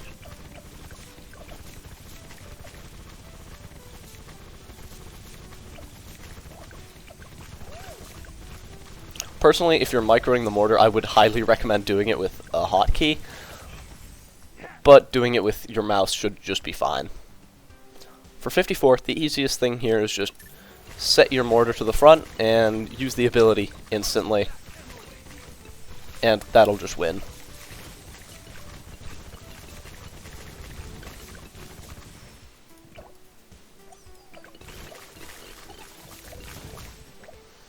And now we still need some decamo, so let's start building into our Bloons iteration by getting a 023 signal flare mortar for 56.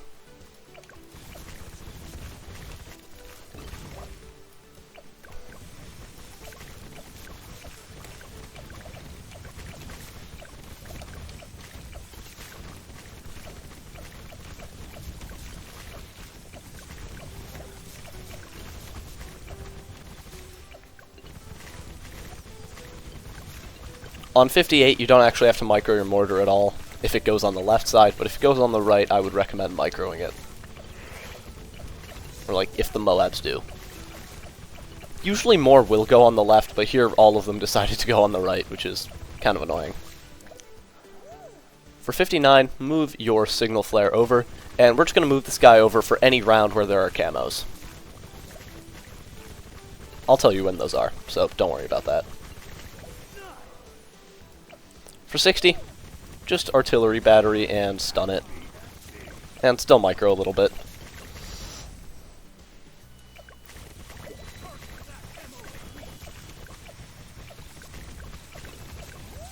For 61, just try and keep it on Moabs for as much time as possible, and then stun when two of them are grouped up together.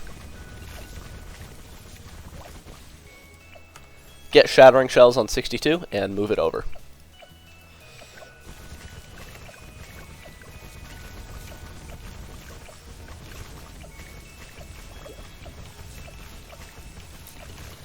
You don't have to micro as fast as I'm microing it, but I would still recommend microing it at a good speed.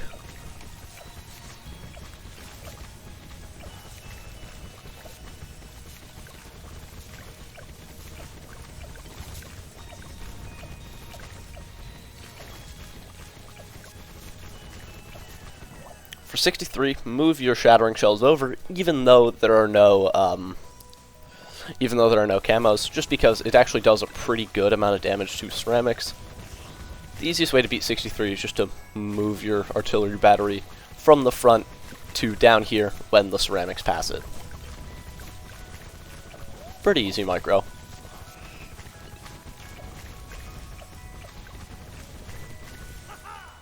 For 64, move your shattering shells over to defortify the Moabs, and the easiest way, just artillery battery as soon as the round starts.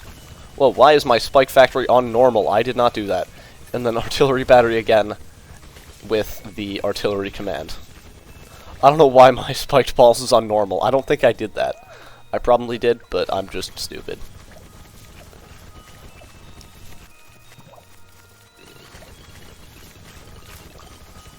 For 65, you can just let the Moabs through, but artillery battery the BFBs.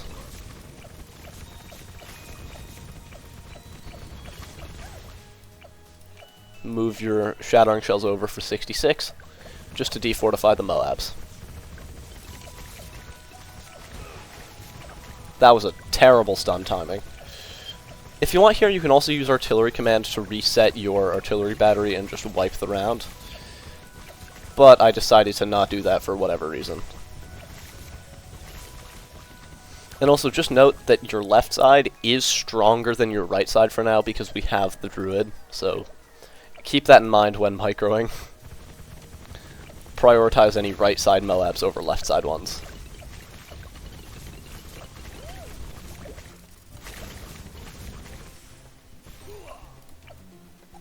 Yeah, you don't have to move it over for 68, but I would still recommend doing it because we have to move it over for 70 anyway. For 68, just artillery battery instantly. And stun the BFB, I guess.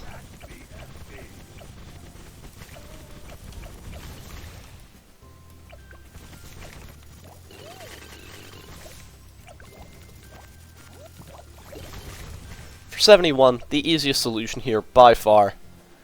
Move over to your shattering shells just for a bit of extra mob damage, and artillery battery it. This tower's kind of funny. Yeah. From now, as the mid game rounds get harder, we're gonna want to move over our mortars, both of them every round. For 72, just perpetually stun the BFB. Why did I say perpetual? I meant off cooldown. I'm not good at words right now. I need to...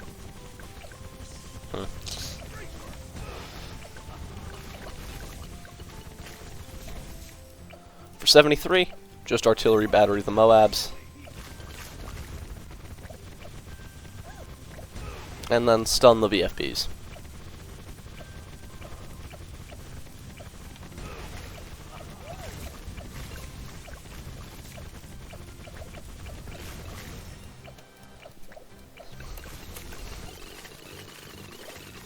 For 74, you should only have to micro your artillery battery to get the BFB, but other than that, you don't have to.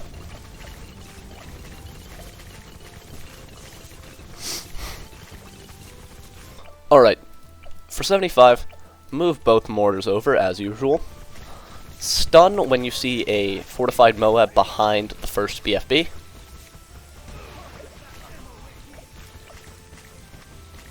And then when it starts moving again, artillery battery. Leave it up there until Moabs start to pop. Or until Moabs start to come from the BFBs. And just take them out. And prioritize the lane that has two group BFBs. Or like two BFBs clumped together. Just try to kill that lane first. Because that is the more dangerous side.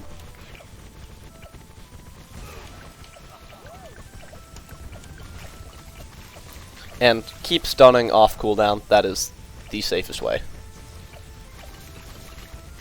And then before the round ends, use artillery command just to reset the artillery battery cooldown. And then for 76, just use it the instant the round starts, as soon as you can. And that should just wipe the entire ceramic wave.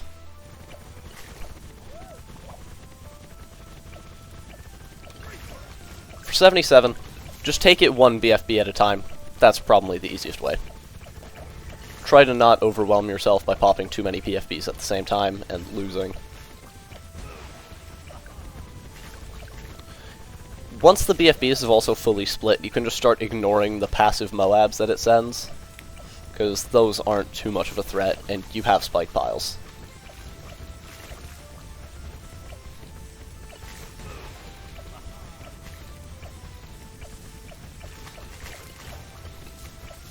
And then, just artillery battery the last few BFBs if it comes off cooldown. It should. And then for 78, just artillery command and use it on the first wave of ceramics. I used it slightly early just to make sure I got all of them, but you can wait until you actually see the wave and then micro your mortar around. Micro your mortar to kill the BFB. And then, same thing to the next wave. Just try and insta-kill it. For 79, set your shattering shells up here, and then just micro your mortar to kill every BFB individually. And also use stun off cooldown, that will help.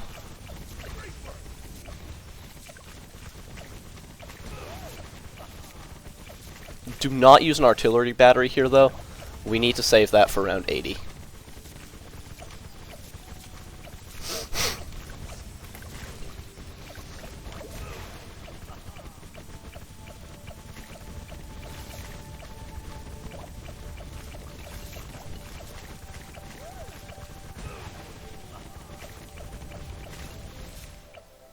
Alright, so for round 80, the two hardest rounds of the run are coming up. 80 and 81. 80 is hard because we kind of have to micro both mortars at the same time, but since the ZOMG moves slowly, this shouldn't be too bad. Artillery battery when your mortar starts doing damage, and just keep stunning off cooldown. And in this time when it's stunned, move your mortars to make sure they are still hitting it, because we need all of the damage we can get. And no, we can't use artillery command here, we're saving that for 81.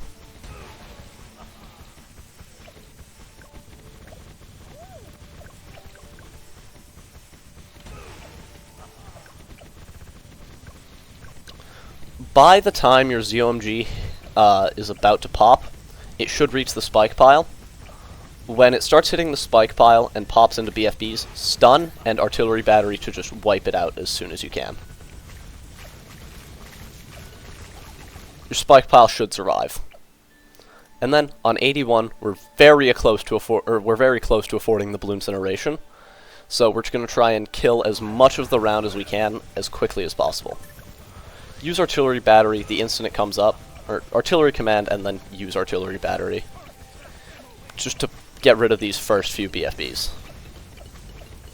You shouldn't have to worry about super ceramics too much, because your druid should be popping them, but I would still worry about them a little bit. And then just take it one BFB at a time until you can afford your bloon incineration. And with that, oh, I don't have it yet, you're kidding me? Bruh. Okay, just kill that BFB.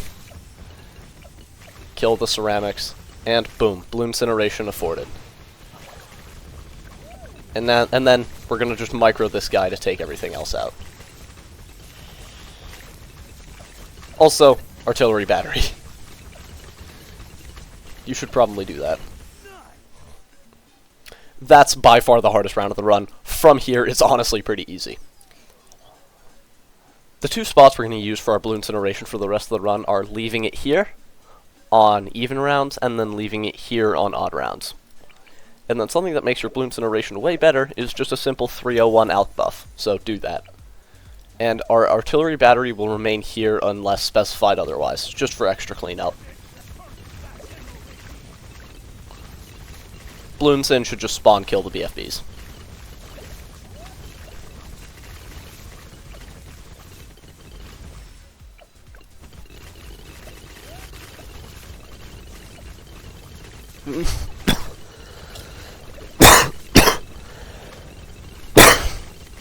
My bad. I'm just a little sick as of recording this, but that's fine. It's been worse.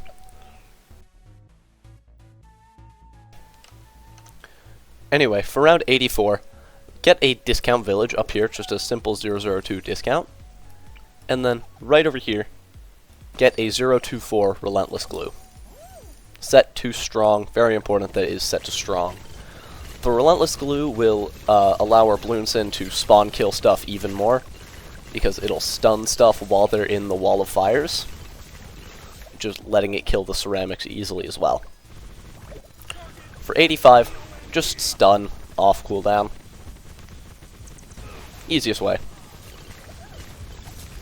We don't have all of our support yet, so it's good to just do this.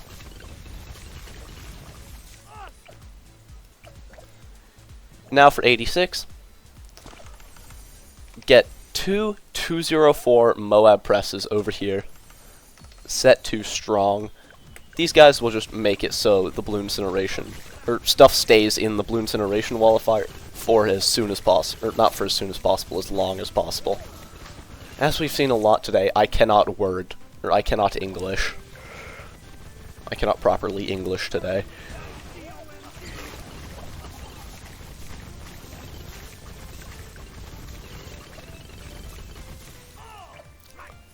Once you've gotten your second press, get jungle drums. And that is pretty much all of the support we're going to be getting. Now we're going to be going for a second tier 5 that will help especially on round 100, which is going to be a Moab Eliminator. You should be able to put it right up here. Unfortunately, this guy keeps getting price nerfed for literally no reason. Like, it wasn't even good. It wasn't even that good last patch, and they still wanted to nerf its price by 3k. Good job, Ninja Kiwi.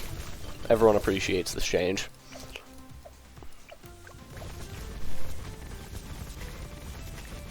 On 90, if you want to stun, go for it, but you shouldn't have to. Striker should reach level 20 on 91, so now Artillery Command is mega broken. The first showcase of that will be on 94.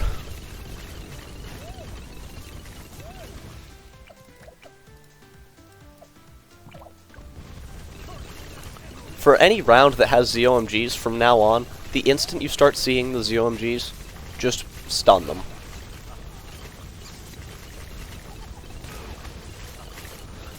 In fact, Striker Stun with glue and two MOA presses is enough to perma-stall any ZOMG, which is kind of ridiculous. On 93, you can use an artillery battery ability when the DDTs start to approach, but you shouldn't have to do that. For 94, set your Bloons incineration all the way to your front and your artillery battery as well. Artillery command the start of the round, and then just use the artillery battery ability. And then stun the ZOMGs.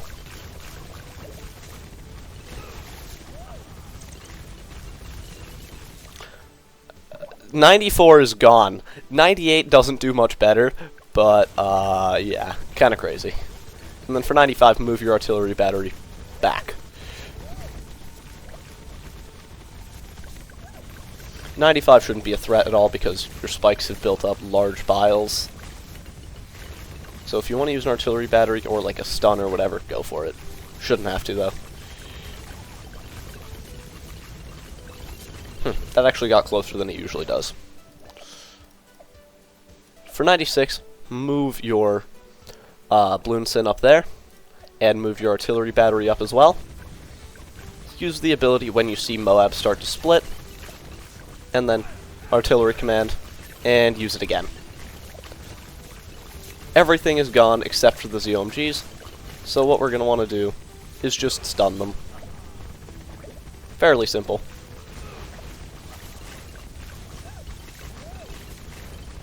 Striker is such a fun hero to use.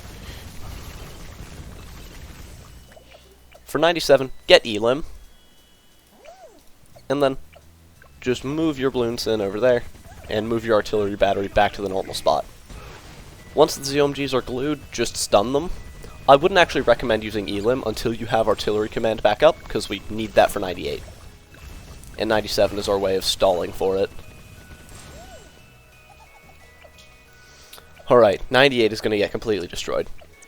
Same thing as with 96, or with, yeah, 94. Move your Bloons into the front, and your artillery battery also up there, but just a little bit more back this time. Use artillery battery, artillery command. You can use an Elim ability too, I guess, and then just another artillery battery. Bing bong, round 98 is gone. Alright, so for 99, we're going to move our Blooncin over here, same spot as normal. But this time, you're going to want to use a stun when there's a... You're going to want to micro your artillery battery, just to follow the DDTs, and try and kill as many of them as possible. And then also stun when there's a bunch of DDTs coming down the bottom lane. This round is also pretty scary, because we don't have spike piles built up, unlike... Alright, for round 100, we're actually going to move our Blooncin down here. We're going to move our artillery battery to where our spike pile is. Elim 1, 2, 3, Elim 4 times, and then artillery command, artillery battery, wait a few seconds, and then boom. Elim it again. That should completely take it out. Boom, and with that, if you've done everything correctly, and trust me, it is a lot, this strategy is somewhat tough, but it's pretty fun, and still gets you your black border.